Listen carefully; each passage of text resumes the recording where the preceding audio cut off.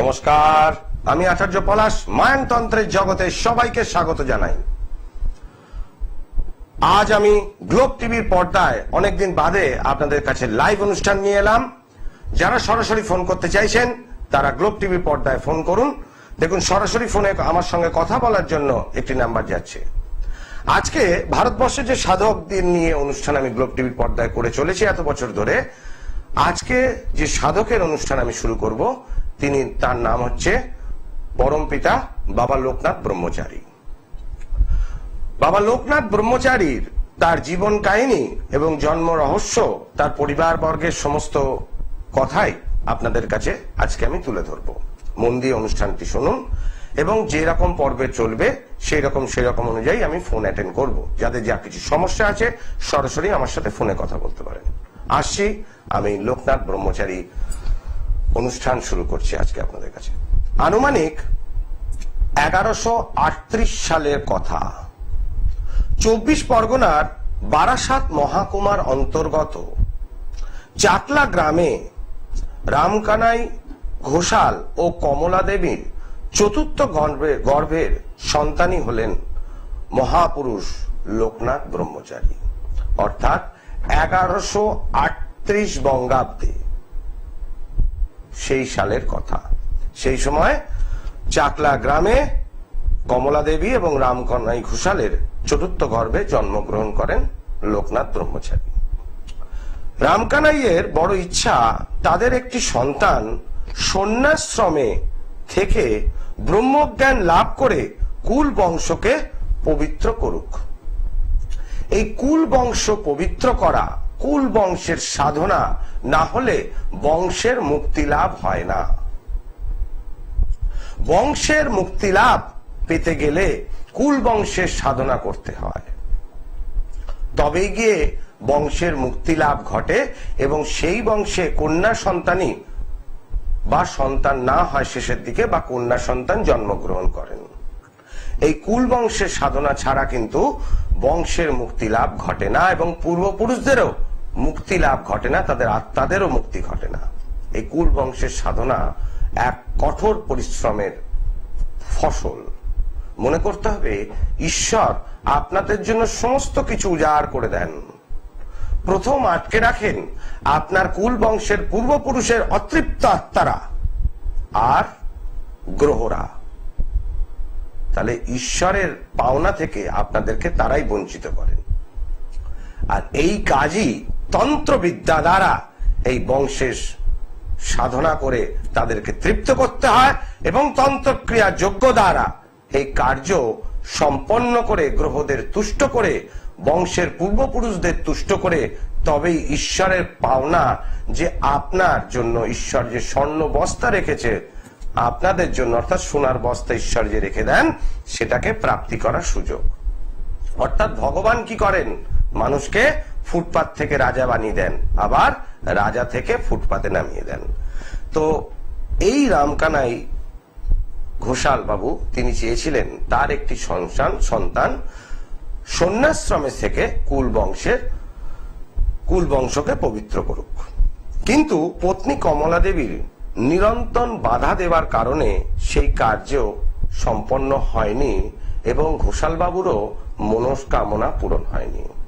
কনিষ্ঠ পুত্র লোকনাথের বেলায় মাতার সম্মতি মিলল অবশেষে, অর্থাৎ চতুর্থ সন্তানকে মাতা অনুমতি দিল সন্ন্যাশ্রমে যাওয়ার জন্য। পুত্র বড় হওয়ার সঙ্গে সঙ্গে সুপণ্ডিত ভগবান গাঙ্গুলির কাছে পুত্রকে পাঠালেন ঘোষাল বাবু, অর্থাৎ লোকনাথ ব্রহ্মচারীর পিতা। সর্বশাস্ত্র বেত্তা, আচার্য ও বিশিষ্ট সাধক রূপে তার খ্যাতি প্রতিপত্তির অন্ত ছিল না। এই ভগবান গাঙ্গুলি কিন্তু কাশীধামে তৈলঙ্গ স্বামীর কাছে দীক্ষা নিয়েছিলেন এবং তৈলঙ্গ স্বামীর কাছে যোগ সাধনায় নিজেকে পারদর্শী করেছিলেন। এই হঠযোগ এবং রাজযোগ এই ভগবান গাঙ্গুলি তৈলঙ্গ স্বামীর কাছ থেকেই প্রাপ্ত করেন। আমি তৈলঙ্গ স্বামীর যখন এপিসোড হয়েছিল তখন ভগবান গাঙ্গুলির সেই কাহিনী বলেছিলাম, যে কাহিনীতে একদিক থেকে অপর দিকে সাঁতার কেটে যাচ্ছেন তৈলঙ্গ স্বামী এবং পার ধরে ধরে ভগবান গাঙ্গুলি এক পার থেকে আরেক পারে ছুটে বেড়াচ্ছেন তাকে ধরার জন্য। সেই ঘটনা আপনাদেরকে পূর্বেই বলেছি। এই ভগবান গাঙ্গুলির হাতে যখন এই বালকেরকে তুলে দিলেন, তখন রামকানাই ঘোষাল এই শ্রদ্ধা আচার্যের হাতে পুত্রের আধ্যাত্মিক জীবন গঠনের ভার দিয়ে নিশ্চিন্ত হলেন।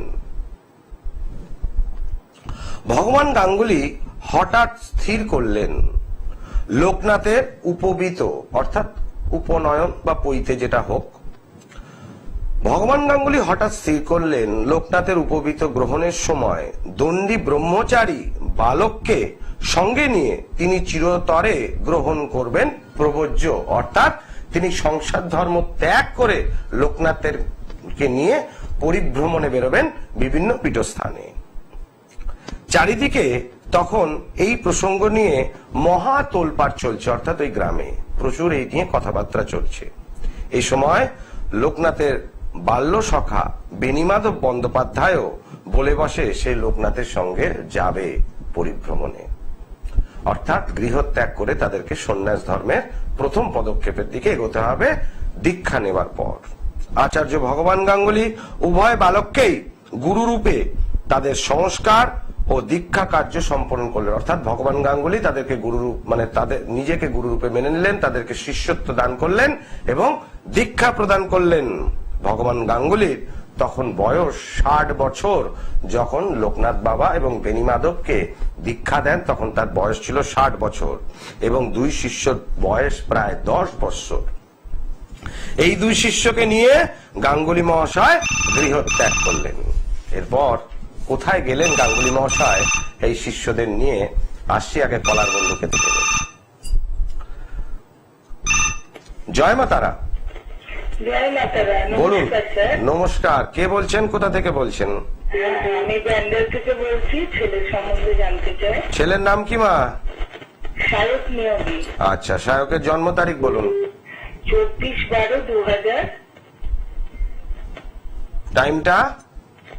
দুপুর 12:36। জন্মস্থান কি কলকাতা? না, কল্যাণী। কল্যাণী।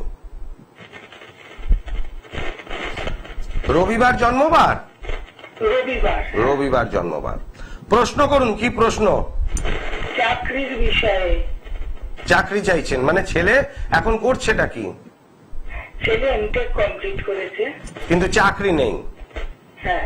এটাই আপনার প্রশ্ন যে চাকরি কবে হবে? হ্যাঁ হ্যাঁ হ্যাঁ। বাড়িতে কি ও বসা রয়েছে? হ্যাঁ হ্যাঁ। একদম বাড়িতে বসা? হ্যাঁ, পরীক্ষা দিচ্ছে। পরীক্ষা দিচ্ছে মানে কোনো কাজ করছে না তো, উপার্জন কিছু করছে, পার্ট টাইম কোথাও জব করছে না? ঠিক আছে, আমি আসি। ওর লগ্ন হচ্ছে মীন লগ্ন এবং বৃশ্চিক রাশি।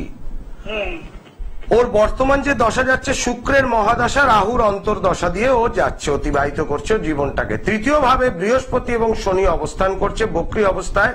চতুর্থ ভাবে রাহু রয়েছে এবং মঙ্গল রয়েছে সেই সাপেক্ষে অষ্টম ভাবে। তাহলে সেক্ষেত্রে বলা যাচ্ছে ওর এখানে সলিড গ্রহ হিসাবে দেখতে পাচ্ছি রবি, বুধ এবং কেতু গ্রহটি একসাথে অবস্থান করছে, কিন্তু বুধ ওখানে দগ্ধা অবস্থায় এবং কেতু ফল দিচ্ছে তুঙ্গী অবস্থায়, সেটা ভাগ্যস্থানের ওপর 12, 11, 10 কর্মস্থানের ওপর। রাহু চতুর্থ ভাবেও তুঙ্গী অবস্থায় থাকাতে এই রাহুর যে দশাতে ছেলের কিন্তু ভালো হবে, খারাপ কিছু হবে না, ভালো জায়গায় চাকরি হবে। কি সিভিল নিয়ে পড়াশোনা করেছে না ইলেকট্রিক্যাল? কেমিক্যাল। হ্যাঁ, কেমিক্যাল। কেমিক্যাল। কেতু তুঙ্গি রয়েছে মা, সুতরাং লাইন নেওয়া ঠিক আছে। তবে একটু ওর তো ঠান্ডা লেগে যায় অল্পেতে, রাত জাগার প্রবণতা আছে কি ওর? আছে, আর অল্পেতে ঠান্ডা লেগে যায়, তাই তো? এটাই মা ওর সব থেকে নেগেটিভ জিনিস, এই রাত জাগা অতিরিক্ত এবং তার সঙ্গে সঙ্গে এই ঠান্ডা লাগাটা হচ্ছে নেগেটিভ ভাইব্রেশন। এটা গ্রহগত কারণে হচ্ছে। এই গ্রহ সংস্কারের কাজটা করে নিলে ছেলের কিন্তু আগামী দিনে চাকরি ভালো হবে, কারণ বর্তমান যে দশা দিয়ে যাচ্ছে এই দশাটা ওর জন্য শুভকর। এতে চাকরি পাওয়াতে ওর সমস্যা হবে না, কিন্তু ও যে পরিমাণ পড়াশোনা করেছে সেই কোয়ালিফাইড চাকরি পেতে গেলে এই গ্রহ সংস্কার না করলে সেই আন্দাজে অর্থ উপার্জনটা হবে না, কারণ একাদশ ভাবটা একটু পীড়িত হয়ে গেছে। একাদশ থেকে আমরা আয় দেখি, সরি, এর জন্য মা ভালো একজন জ্যোতিষীর পরামর্শ নাও। দেখো, ছেলের এখন টাইম খুব ভালো, গোল্ডেন টাইম যাকে বলে। ও চাকরিও পাবে, কিন্তু মনের মতো হবে না। এবার মনের মতো চাকরি পেতে গেলে একটু গ্রহ সংস্কার করে নিলে আশা করি ভালো থাকবে। কেমন? জয় মা। ধন্যবাদ স্যার। দর্শক বন্ধু, আমি সবাইকে সহযোগিতা করি। যারা ফোন করতে চাইছেন গ্লোব টিভির পর্দায় সরাসরি ফোন করতে পারেন। আমার নিজস্ব বাসগৃহ উত্তর কলকাতার শ্যামবাজার, কলকাতা স্টেশন, আরজিকর হসপিটালের কাছে। সেখানে আমি মঙ্গল, শনি, রবিবার বসি।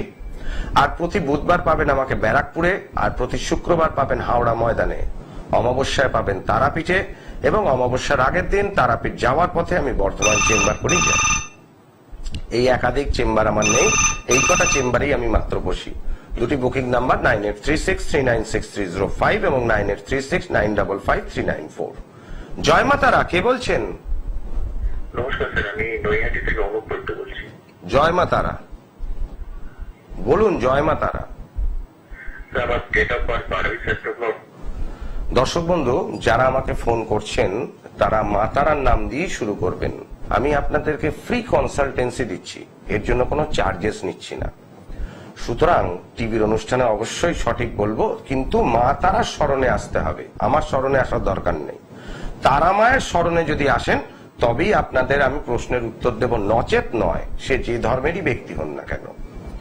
যারা ফোন করবেন তারা জয় মা তারা দিয়ে শুরু করবেন। যাই নির্দেশ করছে অনুষ্ঠান শেষ করার জন্য। এবার কালীঘাটে গিয়ে বাবা ব্রহ্মচারী মহাশয়ের কি হলো সেটা আগামী দিনের পর্বে আসবো। ওম সর্বমঙ্গল মঙ্গলে শিবে সর্বার্থ সাধিকে শরণ্য ত্রম্বকে গৌরী নারায়ণ নমস্তুতে।